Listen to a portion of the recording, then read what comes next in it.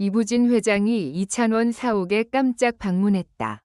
1. 새벽을 가른 한 장의 사진.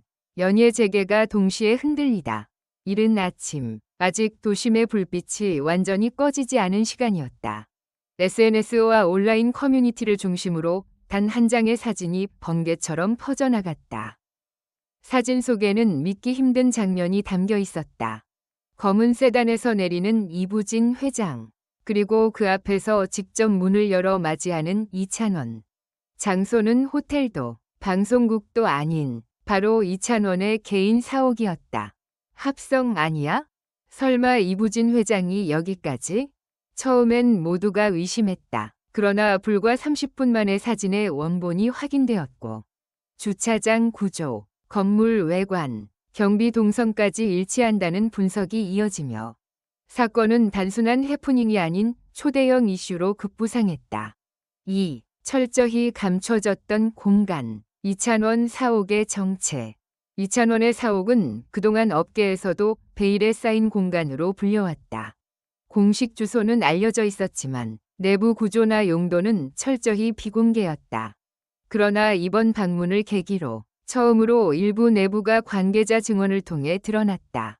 건물 1층은 소규모 공연과 리허설이 가능한 미니 라이브 홀, 2층은 음악 작업과 회의를 위한 복합 스튜디오, 그리고 최상층에는 이찬원이 직접 머무는 프라이빗 공간이 존재한다는 것이다.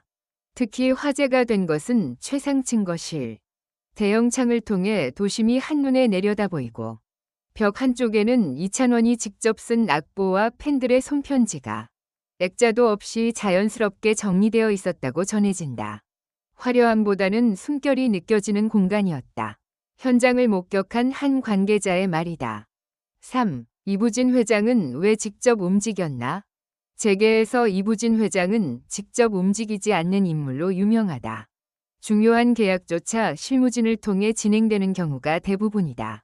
그런 그녀가 경호 인력을 최소화한 채 공식 일정에도 없던 방문을 했다는 사실은 단순한 인사 차원의 만남으로 보기 어렵다는 해석을 낳았다. 재계 관계자들은 입을 모아 이렇게 말한다. 이부진 회장이 직접 나섰다면 그것은 사람을 보기 위한 자리다. 즉, 계약서 이전에 이찬원이라는 인물의 철학과 방향성을 확인하기 위한 방문이었을 가능성이다. 4. 현장에서 포착된 결정적 장면들. 목격자에 따르면 두 사람은 약 2시간 넘게 사옥에 머물렀다. 그중 가장 눈길을 끈 장면은 이찬원이 직접 차를 준비해 이부진 회장에게 건네는 순간이었다. 값비싼 와인도 고급 다과도 아닌 평범한 전통차. 이 장면을 본 관계자는 이렇게 말했다. 그 순간 이찬원은 연예인이 아니라 하나의 브랜드 대표처럼 보였다.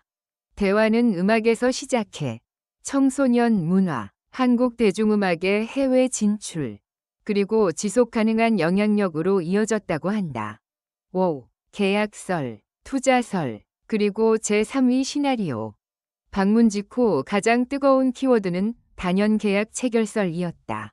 글로벌 브랜드 앰베서더, 문화 콘텐츠 공동 프로젝트, 혹은 전혀 새로운 형태의 문화 플랫폼?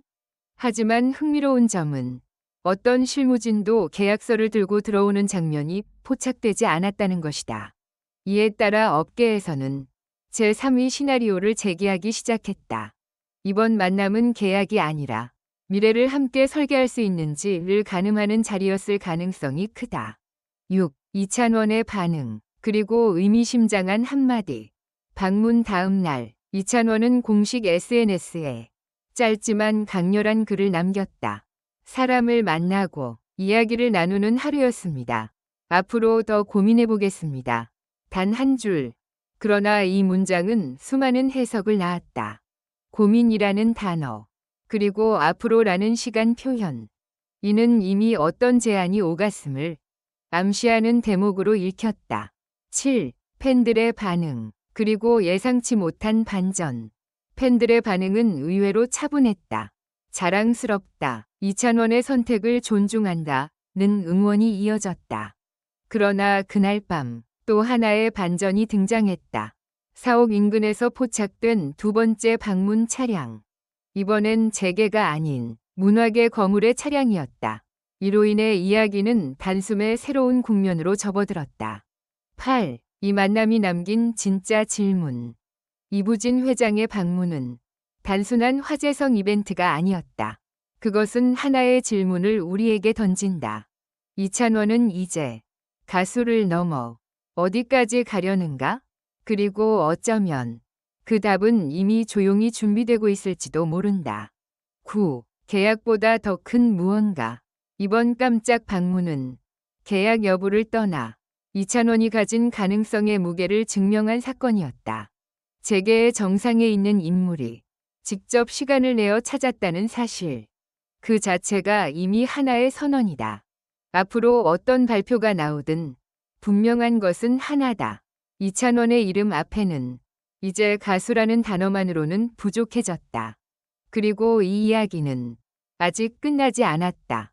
10. 방문이 끝난 후 사옥에 남겨진 긴 정적. 이부진 회장이 떠난 직후 이찬원의 사옥 안에는 설명할 수 없는 긴 정적이 흘렀다. 관계자들에 따르면 엘리베이터 문이 닫히는 순간까지 이찬원은 한동안 그 자리에 서 있었다고 한다.